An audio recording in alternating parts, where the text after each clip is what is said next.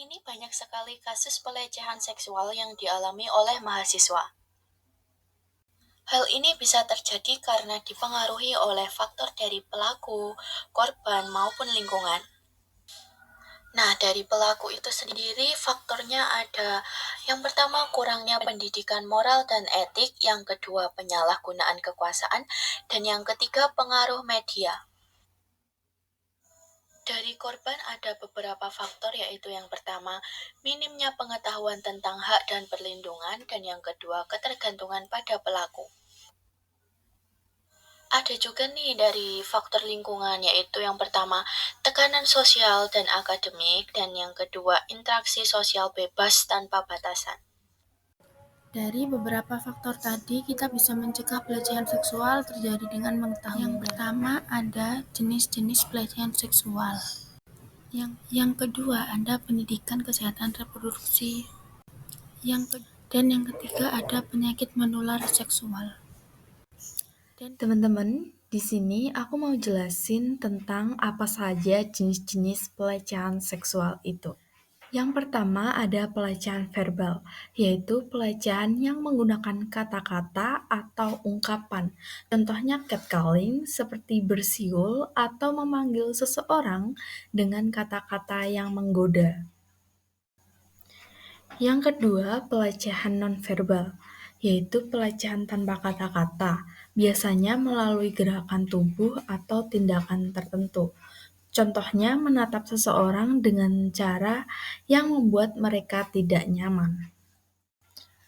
Yang ketiga, pelecehan fisik, yaitu pelecehan yang melibatkan sentuhan atau tindakan fisik. Contohnya menyentuh bagian tubuh tanpa izin, seperti memegang tangan atau bahu. Yang keempat, pelecehan online, yaitu pelecehan yang terjadi melalui internet.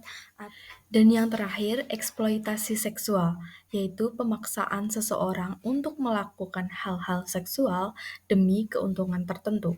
Contohnya, memaksa seseorang untuk berhubungan seksual dengan imbalan uang atau bantuan. Apa saja sih hal yang mencakup kesehatan reproduksi? Pendidikan kesehatan reproduksi adalah proses pembelajaran yang bertujuan untuk memberikan informasi, pemahaman, dan keterampilan terkait dengan kesehatan reproduksi, termasuk hak, kondisi fisik, emosional, serta sosial yang terkait dengan sistem reproduksi manusia. Ada beberapa aspek yang sering dibahas dalam pendidikan kesehatan reproduksi. Yang pertama, anatomi dan fisiologis reproduksi. Yang kedua, pubertas. Yang ketiga, kesehatan seksual. Dan yang keempat, kontrasepsi. Terakhir yang kelima, penyakit menular seksual. Tahukah kalian kalau seks bebas bisa menyebabkan suatu penyakit yang sangat menular? Penyakit ini disebut dengan penyakit menular seksual atau PMS. Jadi sebenarnya apa sih penyakit menular seksual itu? Jadi penyakit menular seksual atau PMS adalah penyakit infeksi yang penularannya terjadi melalui hubungan seksual. Penyakit ini sangatlah berbahaya dan menular. Penyakit menular seksual. Beberapa penyakit menular seksual yang umum terjadi di Indonesia antara lain sifilis, gonore, chlamydia, dan HIV atau AIDS. Nah, supaya teman-teman lebih paham mengenai penyakit menular seksual, mari dengarkan penjelasan berikut ini. Sifilis atau raja singa adalah penyakit menular seksual yang disebabkan oleh infeksi bakteri Treponema pallidum. Bakteri tersebut menginfeksi tubuh manusia melalui luka di alat kelamin, anus, bibir, maupun mulut.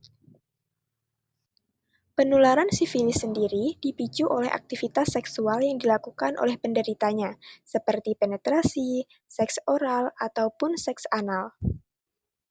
Selanjutnya yaitu penyakit kencing nanah atau dalam bahasa medis dikenal dengan gonore, merupakan penyakit menular seksual yang disebabkan oleh bakteri Neisseria gonorrhoeae atau Gonococcus. Nah, bakteri ini biasanya menginfeksi selaput lendir seperti pada alat kelamin, anus, mata, dan tenggorokan. Bakteri penyebab gonore ini dapat menular lewat hubungan seksual, baik seks oral maupun anal atau vaginal seks. Kemudian yang ketiga ada chlamydia. Chlamydia atau chlamydiasis adalah infeksi menular seksual yang disebabkan oleh bakteri bernama Chlamydia trachomatis. Penyakit chlamydia ini bisa menyerang baik pria maupun wanita melalui kontak seksual. Bakteri Chlamydia trachomatis dapat menginfeksi serviks atau leher rahim, anus, saluran kencing, mata, maupun tenggorokan. Dan selanjutnya adalah HIV atau AIDS. HIV atau Human Immunodeficiency Virus adalah virus yang merusak sistem kekebalan tubuh. Sedangkan AIDS atau Acquired Immune Deficiency Syndrome adalah kondisi di mana HIV sudah pada tahap infeksi akhir. Jadi bisa disimpulkan bahwa HIV merupakan tahap awal dari AIDS.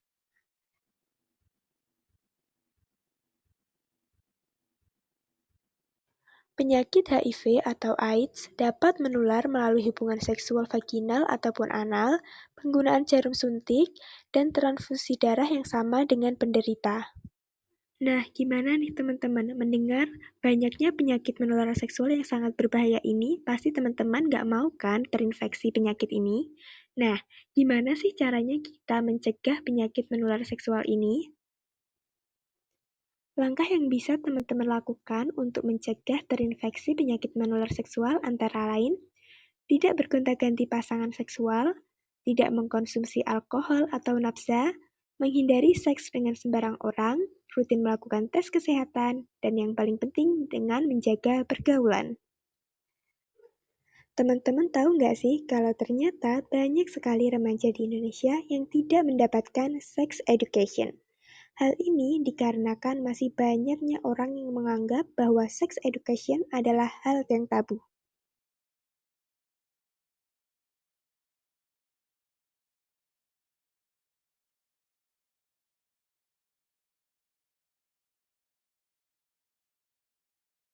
Hah? Sebenarnya apa sih sex education itu? Sex education atau pendidikan seksual adalah informasi penting tentang seksualitas manusia yang meliputi reproduksi, hubungan seksual, dan kesehatan reproduksi. Seperti yang kita bahas tadi, merupakan sex education. Memangnya sex education itu penting ya? Dan kita bisa belajar dari mana? Setelah kalian menonton video yang kami tayangkan, kalian pasti tahu bahwa sex education sangat penting karena bisa menjauhkan diri dari pikiran yang tidak sehat, mengenal dan menghargai diri dengan baik, menghindari resiko dari hubungan seksual di luar nikah, dan meminimalisir resiko terjangkit penyakit menular seksual. Di era perkembangan zaman yang semakin maju ini, teman-teman bisa belajar mengenai sex education melalui gawai maupun komputer kalian. Kalian bisa belajar mengenai sex education melalui Google, video YouTube, Instagram, TikTok, maupun dari jurnal-jurnal terpercaya. Nah, gimana nih tanggapan teman-teman mengenai sex education? Apakah kalian masih berpikir bahwa sex education adalah hal yang tabu? Berikan tanggapan kalian di kolom komentar ya.